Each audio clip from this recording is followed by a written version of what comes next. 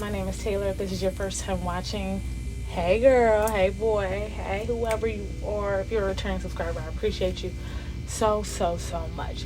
So today we are going to be getting into drum roll please difficulties for working for a nonprofit, a federally qualified health center, all the health centers, all the health systems that go under this umbrella, where you can give patients affordable health care. A lot of the services are free or super discounted, where the equipment you have, you yourself get for free under grant money. They're either heavily discounted because of the services you provide, or the medicine that you can get is really cheap. Like, everything sounds so good, right? I'm helping the patient, I'm giving them access to high quality care, I'm the provider, like everything's good, right?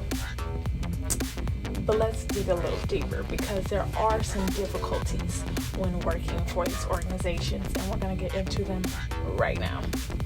So number one, my biggest thing about working for a health center who can provide high quality care at an affordable cost is that a lot of the technology we have is outdated, or we don't have the technology at all. I'm going to give you an example. Where I used to work, mind you, it was a big retail chain. They had all the money in the world, you know what I'm saying, to do all these different things. We had a really nice system. Okay, med errors were low to none. Not none. You can't have none. I don't know why I said that. But med errors were very low, simply because we had the right technology. Here, unfortunately, a lot of med errors aren't reported well, or they just happen simply because we do not have proper technology, in my opinion. So we have a very old system, okay? It works, it does its job, it does what it needs to do, but it's the difference between having a flip phone and having an iPhone 14. You can see how doing things like getting on the internet will take so much longer on a flip phone than on an iPhone 14. You see what I'm saying? So we have like a couple scanners, but like the technology needs to be better. And unfortunately, we don't either have the money to do it, or the powers that be have not allocated us money to do so. So that's something that's very difficult. Number two, what's also very difficult is you can't just make staff changes willy-nilly as if you were working for a for-profit organization, okay? Basically, there are some positions that we need filled, but we can't have filled because people have not voted on the funds. A lot of the funds that we receive are from the community, are donated. Therefore, other people have a say in what you do, and that is the hardest thing. If you want a position filled, if you want to fund different initiatives, you either need to find that money yourself, or pray and hope that the organization at large votes yes.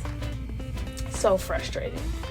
Things like up-to-date counter machines. Like, we have counter machines and they're so effective, but you guys, they're old.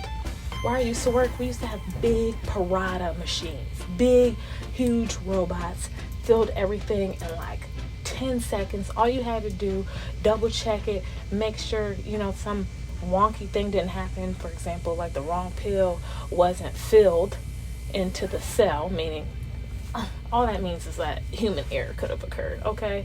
Or sometimes there's labeling issues, but for the most part, you could get somebody the medicine in 2 minutes. Here, I have to be very careful to make sure everything is correct, because I don't have the technology to depend on. I have to depend on myself. So number three, because we are funded and we have limited funds, we don't have the hours that are probably more beneficial to the public. So we're not open on the weekends, which are usually days that a lot of people can come out and get their items. It's hard, and it's not like us, just the pharmacy department can say, hey, we're gonna open on Saturdays, or we're gonna have medicine pickups on Sundays, pickups only. You can't do that, because why? One, that will cause a need for extra funds. And extra funds means what? Extra people will have to vote on those funds. So again, it comes down to the fact that everything we do, we can't just make the decision as a department. My supervisor, my pharmacy director can't just say, you know what, our patients need it, let's do it. It's crazy. It's crazy. I think I'm on number 4. It is the simple fact that when folks get blatantly disrespectful, nasty, physical, violent, verbally violent, I can't just block somebody out. Like, okay, no, you can't come in. I have to get the input of everybody else who's in here. That doesn't make any sense. So I actually had a real life incident where somebody took it upon themselves to throw some items on the ground. That's it. That means for things can escalate. If that was something that happened, you're capable of more. So for my safety and for the safety of my staff, you can't come here anymore. I can't tell you guys how much paperwork, how much communication was required just for that person not to be officially blocked from this pharmacy. I went to the person's provider who knows that this person is, they said from their own mouths, not a good person. But they wouldn't write offhanded that that person is banned. So they're like unofficially blocked. I don't even know how it works. A lot of our policies and procedures have doctors who are making the decisions. So it has to be a healthcare provider. But then I challenge you this. Am I not a healthcare provider? Do I not have a doctorate degree? And this is no shade, no tea on anybody else who has a professional degree, but I also have a doctorate. So if it's a matter of only doctors can do this, well, hey, you're looking at one. You see what I'm saying? So it's really frustrating to be a part of a healthcare team, but to have very limited say in how things are run. I'm the pharmacist in charge here. That's it. This me. I'm the one that keeps this location going. You're telling me I don't have any say? I have to get buy-in from other people that work in the health center? I'm not really a fan of that. Not really a fan of that.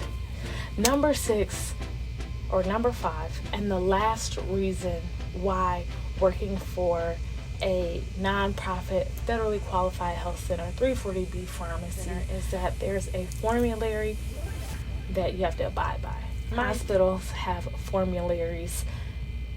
They have exceptions to the formulary, but here, our formulary is limited, meaning that the medicines that I'm allowed to order is limited. And now we've been getting a lot of new providers, which is great. They come with new backgrounds, new knowledge, new skills, and they want to provide and prescribe different medications for our patients. But unfortunately, a lot of these medications, they're either super expensive, so they're out of our budget, or they're just simply not on the formulary. Some people don't look at the formulary, so that's another thing. So we got to start with, did you look at the formulary?